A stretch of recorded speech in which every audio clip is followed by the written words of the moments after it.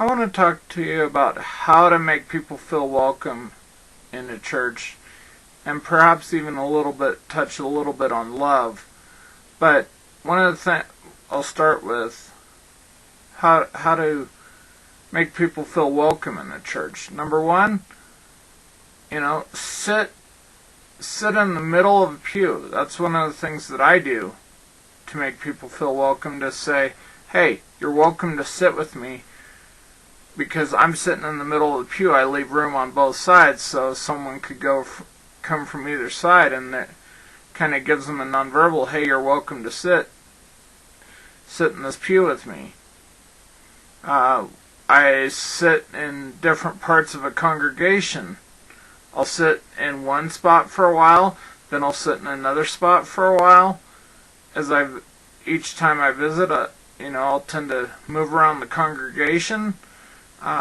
Sometimes I would sit in the back because some of the newer people are going to sit in the back. But the other thing I do personally is I make a point to go to say hi to people, shake their hand, ask them how they're doing, if it's their first time.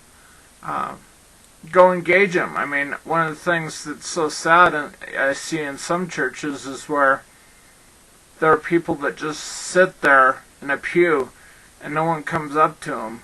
And then we wonder why did these people leave? Well, because they didn't get acknowledged. No one acknowledged that they exist. No one acknowledged that they were there. We really need to look at things like that and welcoming people and, maybe, hey, sit here, or and introduce them to others. When we make a connection with someone, we might go and introduce them to some of our friends within the congregation so that they get to know people, they feel more comfortable.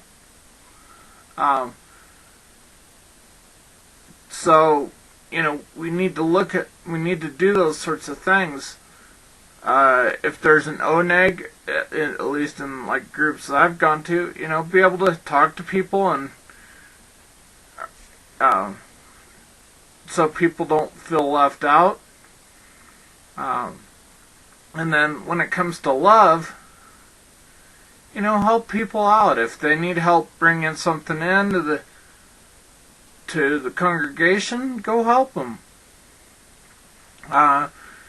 If they need help on a shed or something and you can go do it or whatever, go help them outside of, or call them up and say, hey, you want to hang out sometime? Or and there's groups in some churches where those that are craftsmen, those that have skills like carpenters and electricians and plumbers and stuff, they get together and they'll go help people who can't get out, who can't do things for themselves sometimes, or single moms, or people that are widows and orphans and stuff. And that's part of what Scripture says, is you help the widow and the orphan. And on Judgment Day, where he says, some will say, well, when did we see you sick and visit you, or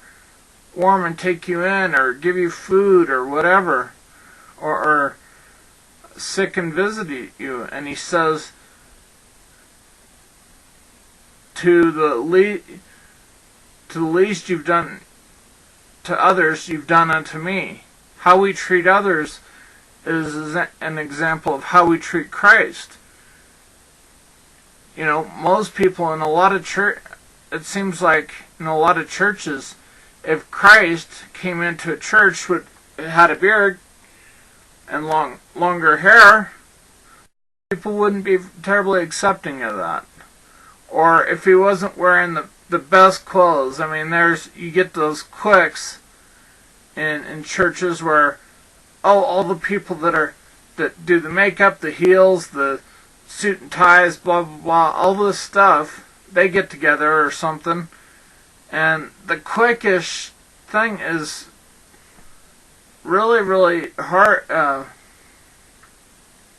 hard for people that are, especially that are first timers.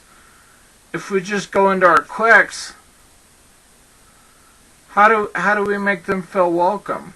I mean, we really need to. We need to really engage people and check up on people and, email people, friends and stuff. Don't wait for them. Oh, well, someone didn't email me.